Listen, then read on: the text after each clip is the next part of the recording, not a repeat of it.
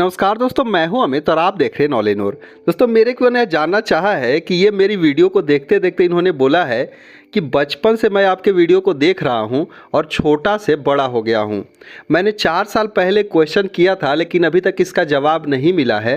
मेरा क्वेश्चन ये है कि जितने भी इलेक्ट्रिक लोकोमोटिव हैं जैसे कि WAP7 वगैरह, तो ये जो भी पावरफुल इलेक्ट्रिक लोकोमोटिव है उनके ट्रैक्शन मोटर को निकाल कर एल्को लोकोमोटिव में लगा दिया जाए तो क्या एल्को लोकोमोटिव में भी WAP7 की जैसे ताकत आ जाएगी कि नहीं, और अगर आ जाएगी तो भारतीय रेलवे ऐसा क्यों नहीं करती है, इनको स्क्रैप में बेचने से अच्छा है सारे ट्रैक्शन मोटर को रिप्लेस क्यों नहीं कर देती है। तो दोस्तों, क्वेश्चन बहुत ही इंटरेस्टिंग है और ये 4 साल पहले इस क्वेश्चन को किए थे तो फाइनली इसका जवाब मिलने जा रहा है। तो इस बात को समझने के लिए हम दोनों लोकोमोटिव को थोड़ा समझते हैं ताकि आपको एक एक चीज़ें क्लियर हो जाए। दोस्तों, डेल्को लोकोमोटिव या फिर जितने भी इलेक्ट्रिक लोकोमोटिव है या डीजल, सभी का जब वर्किंग प्रिंसिपल होता है उसमें जो व्हील्स चलते हैं वो सारे के सारे ट्रैक्शन मोटर से ही चलते हैं। अगर लोकोमोटिव डीजल होता है तो उसमें जो ट्रैक्शन मोटर होता है उसको सप्लाई उस लोकोमोटिव के अंदर लगे जनरेटर को चलाकर इलेक्ट्रिसिटी दी जाती है और उसी से ट्रैक्शन मोटर को चलाया जाता है। अगर लोकोमोटिव इलेक्ट्रिक होगा तो उसके ट्रैक्शन मोटर को सप्लाई पैंटोग्राफ्स OHE से लेकर और उसे दिया जाता है। तो यहाँ पर एक चीज़ तो क्लियर है कि दोनों के ट्रैक्शन मोटर सेम है, भले ही पावर का डिफरेंस होता है कि किसी में ज़्यादा पावर है किसी में कम।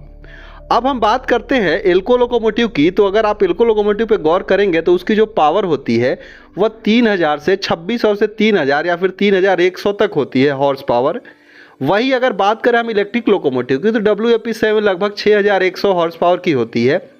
तो दोस्तों, यहाँ पर इस हिसाब से इसे डिज़ाइन किया गया है। तो अगर हम मान लेते हैं कि जितने भी एल्को लोकोमोटिव हैं उसमें जो 3000 या 3100 हॉर्स पावर की सप्लाई या फिर उसके ट्रैक्शन मोटर को चलाने के लिए अगर हम उस मोटर को बदल कर WAP7 के मोटर को लगा दें, यानी 6100 हॉर्स पावर वाली मोटर को लगा देते हैं, तो यहाँ पर उस मोटर को चलाने के लिए उतने ज़्यादा पावर की ज़रूरत पड़ेगी।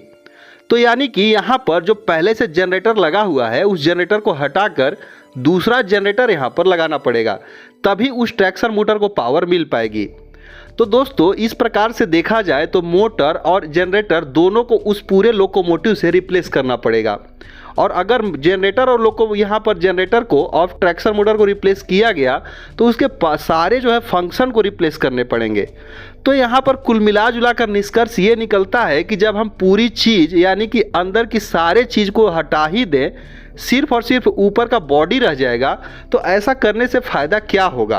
क्योंकि जितनी भी लोकोमोटिव होते हैं उनकी एक लाइफ होती है।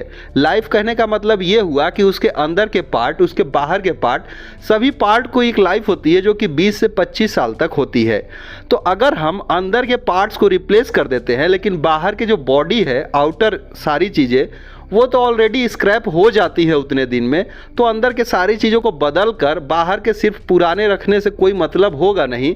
और उसे अगर उतनी स्पीड में चलाया भी जाए तो उतनी स्टेबिलिटी उसमें नहीं मिलेगी कि जो है उस प्रकार से वो 25 साल के बाद चल सके।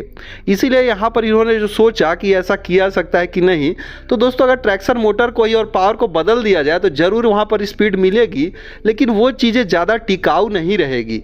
इसीलिए यहाँ पर ऐसा नहीं किया जाता है कि पुराने चीज़ों को वहाँ पर हटा कर उसकी जगह नया डाल दिया जाए और वो नए के जैसे हो जाएंगे। ऐसा कर पाना पॉसिबल नहीं होता है।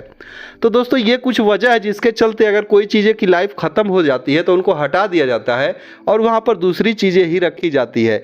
तो उम्मीद करते हैं आपको चीज़ें समझ में आई होंगी। सो इस वीडियो बस इतना ही, मिलते हैं एक दूसरे वीडियो में, तब तक के लिए धन्यवाद।